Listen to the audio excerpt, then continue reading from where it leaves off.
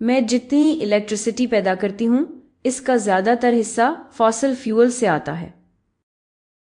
Fossil fuels جیسے کول، oil اور natural gas لاکھوں کروڑ سال میں زیر زمین دفن شدہ قدیم پودوں اور جانوروں سے تشکیل پائے ہیں، اور چاہے یہ ابھی بھی کافی مقدار میں موجود ہیں، جتنا زیادہ ہم انہیں استعمال کریں گے اتنے ہی کم ہمارے پاس رہ جائیں گے اور انہیں نکالنا اتنا ہی مشکل اور مہنگا ہوتا جائے گا۔ اس کے علاوہ فاسل فیولز کو جلانے سے گرین ہاؤس گیسز اور دوسرے پولوٹنٹس خارج ہوتے ہیں جو ہماری صحت اور زمین کے مستقبل کے لیے خطرہ ہیں۔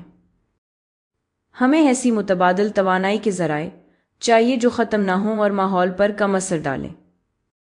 جن متبادل توانائی کے ذرائع کے بارے میں لوگ سب سے زیادہ بات کرتے ہیں وہ رینیوبل توانائی کے ذرائع ہیں، لیکن اصل میں اس کا مطلب کیا ہے؟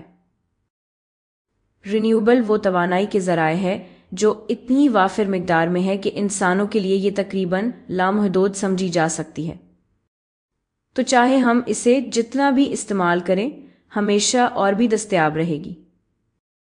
سب سے واضح رینیوبل ہماری زمین کا سب سے بڑا توانائی کے ذرائع ہے، یعنی سن۔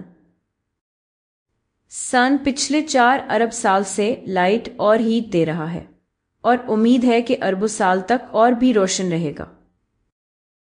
سن سے ہماری زمین کو ملنے والی انرجی یہاں زمین پر ہونے والی ہر چیز پر بہت گہرا اثر ڈالتی ہے۔ صرف یہ ہی نہیں کہ اس کے بغیر یہاں اندھیرا اور سردی ہوتی بلکہ زندگی بھی موجود نہ ہوتی، اور سن کے بغیر نہ تو ونڈ چلتی اور نہ ہی دریا اور سمندر کی لہریں بہتی۔ زیادہ تر رینیوبل ٹیکنالوجیز کسی نہ کسی شکل میں سن کی انرجی استعمال کرتی ہیں۔ مثال کے طور پر سولر ٹیکنالوجیز سن کی انرجی کو براہ راست لائٹ یا ہیٹ کی شکل میں جمع کرتی ہیں۔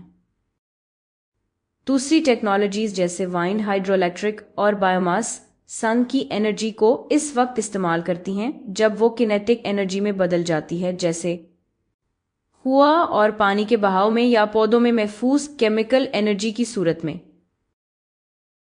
سن کے علاوہ صرف 2 اور انرجی سورسز اتنی زیادہ ہیں کہ انہیں رینیوبل سمجھا جا سکتا ہے۔